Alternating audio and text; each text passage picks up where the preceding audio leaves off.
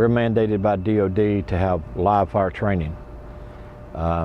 And this year we've contracted West Virginia University, the Fire Extension Service, to come down with their simulator.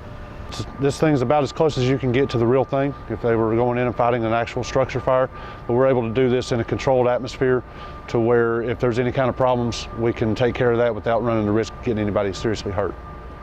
This is the control booth. As you can see, we got 3 windows, 1 on each side, so I can see everything that's going on, and I can operate how we need to, and if I see a problem, I can e-stop it from in there as well.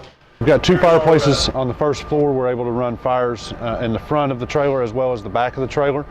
We're also able to do what's called a rollover, which is the superheated gases that are going to be at the ceiling level that are lighting off and burning down the hallway, so that they're able to recognize that. That's very important to recognize so that the fire doesn't get in behind them. So it gives them the opportunity to see that. We also have a fireplace on the 2nd floor that they can go up and work on trying to advance hose lines up stairwells and fight a fire on the 2nd floor, and then have to fight their way back down as if they were going into a basement to fight a basement fire inside a residence.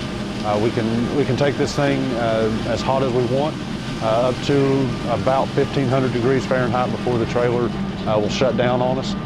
So we can expose them to an extreme amount of heat like they would face in an actual structure fire. We're burning propane as opposed to wood products or whatever you might find in your house, so the fire is going to be a little bit different. But overall, this is about as close as you can get to an actual working structure fire in a residence. The fire is just as hot, and the fire is going to react the same way.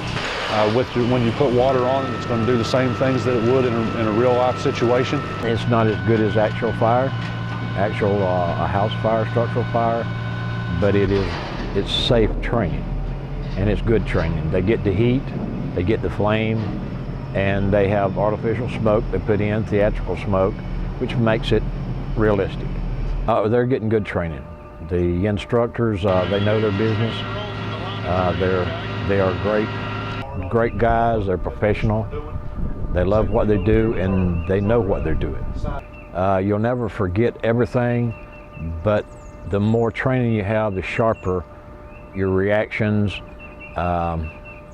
different scenarios you set up.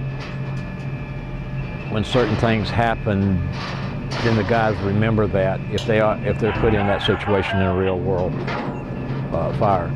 I think from what we can tell, these guys are very well trained, and they have a lot of years of experience throughout the crews.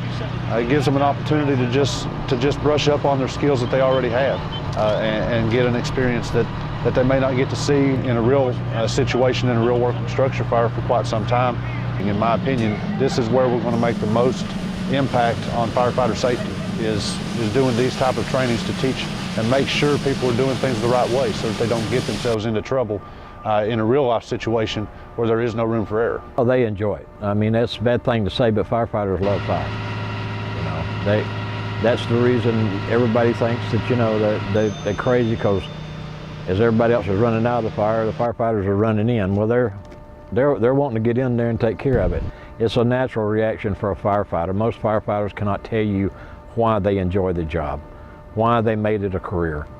They love helping people, and they like being prepared to do that when an opportunity arises.